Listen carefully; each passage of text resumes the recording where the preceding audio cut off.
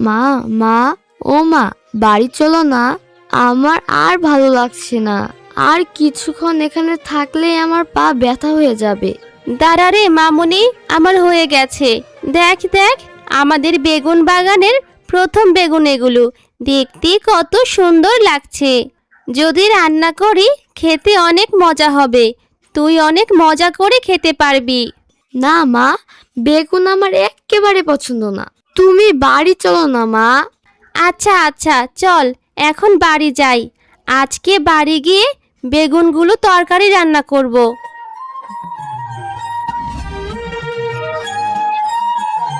তুমি যে মজা করে বেগুন তরকারি রান্না করেছ, মন চাচ্ছে এক্ষুনি খেয়ে ফেলি। আর কতক্ষণ লাগবে মা? ও মা, তাড়াতাড়ি আমাকে খেতে দাও না। আমার যে খেতে খুব ইচ্ছে করছে। হ্যাঁ রে মনি, বেগুন তরকারি থেকে কি সুন্দর ঘ্রাণ আসছে। খুব তো রাগ করে বলেছিলি তুই নাকি বেগুন খাস না, তোর কাছে নাকি বেগুন অপছন্দ। দেখবি বেগুন খেতে কি মজা। এই তো মা, আমার হয়ে গেছে। তুই ঘরে গিয়ে বস, আমি এক্ষুনি খাবার নিয়ে আসছি। গিন্নি, এত এত তরকারি রান্না করেছ আর সবগুলো বেগুন দিয়ে, খেতে তো বেশ মজা হবে। আর তোমার হাতের রান্নার তো তুলনাই হয় না। এখন খেয়ে দেখতে হবে তো। হ্যাঁ গো, আমাদের বাগানের প্রথম বেগুন। এবার আমাদের বাগানের বেগুনগুলো দেখতে অনেক সুন্দর হয়েছে আর অনেক বেশি ধরেছে। এখন তোমরা বাবা আর মেয়ে মজা করে খেয়ে নাও তো। আচ্ছা মা, আমাদের বাগানে তো অনেক বেগুন ধরেছে। বাবা চাইলে কিছু বেগুন বাজারে বিক্রি করতে পারে। হ্যাঁ গো, আমাদের মেয়ে তো ভালো কথা বলেছে। আমাদের বাগানে তো অনেক বেগুন ধরেছে। তুমি কিছু বেগুন নিয়ে বাজারে বিক্রি করো না। হ্যাঁ গো গিন্নি, হাতে তো টাকা পয়সা নেই। দেখি বাজারে কিছু বেগুন নিয়ে বিক্রি করতে পারি কিনা।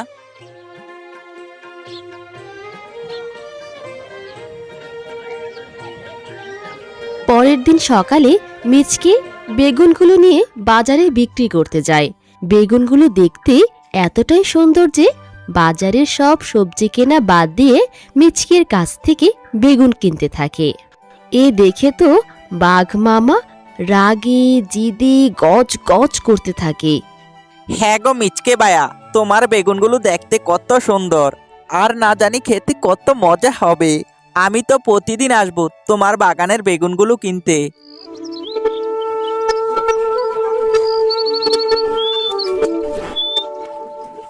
হ্যাঁ গো, তোমার মনটা আজকে খারাপ নাকি? বেচা কিনা আজকে ভালো হয়নি নাকি? গিন্নি, মন খারাপ হবে না তো কি হবে।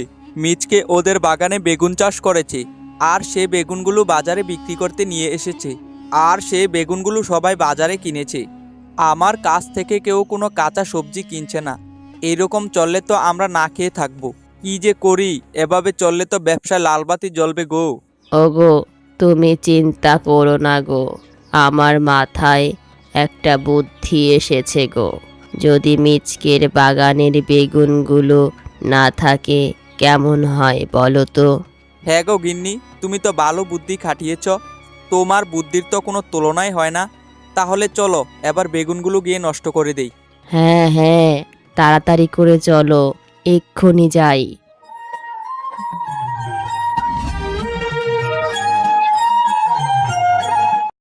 ওগো, তাড়াতাড়ি করো, কেউ এসে দেখে ফেললে সর্বনাশ হয়ে যাবে গো।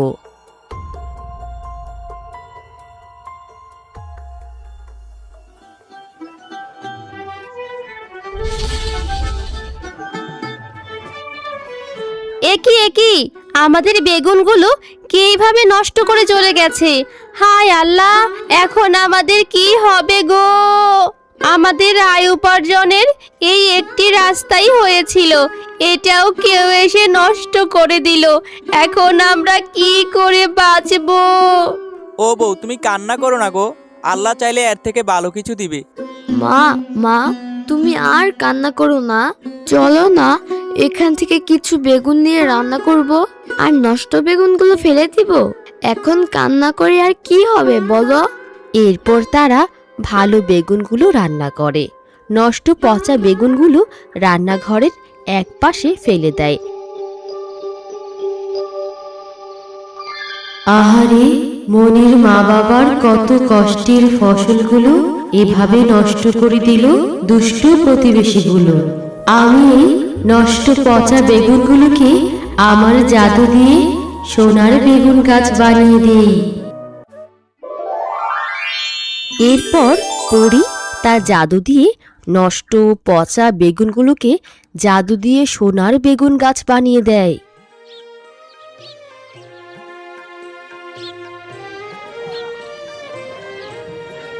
মা মা দেখো, আমাদের পচা বেগুনগুলো ফেলে রাখা থেকে কি সুন্দর সোনার বেগুন হয়েছে। হ্যাঁ রে মা, তা তো দেখছি। আমি তো বিশ্বাস করতে পারছি না পচা বেগুন থেকে এত সুন্দর সোনার বেগুন গাছ হবে। হ্যাঁ মনি, আমরা জাদু করি সোনার বেগুন গাছ। তোমরা অনেক ভালো, তাই তো তোমাদের নষ্ট ফেলে দেওয়া পচা বেগুনগুলো থেকে আমরা জন্মেছি। এখন থেকে তোমাদের সংসারে আর কোনো অভাব থাকবে না। এই সোনার বেগুনগুলো বিক্রি করে সংসারের অভাব পূরণ হয়ে যাবে। হ্যাঁ, আল্লাহ আমাদের এই বিপদের দিনে সহায় হয়েছেন।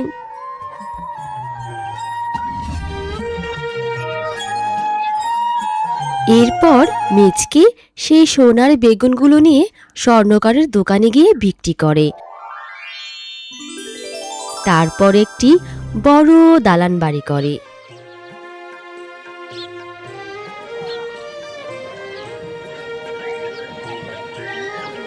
আরে আরে, মিচকে রাতারাতি এত বড়লোক হলো কি করে? ওদের তো একটা বেগুন গাছ ছিল, আর সেটা তো আমি নষ্ট করে দিয়েছি। তাহলে কি কোনো গুপ্তধন পেল নাকি? গিয়ে দেখে আসি।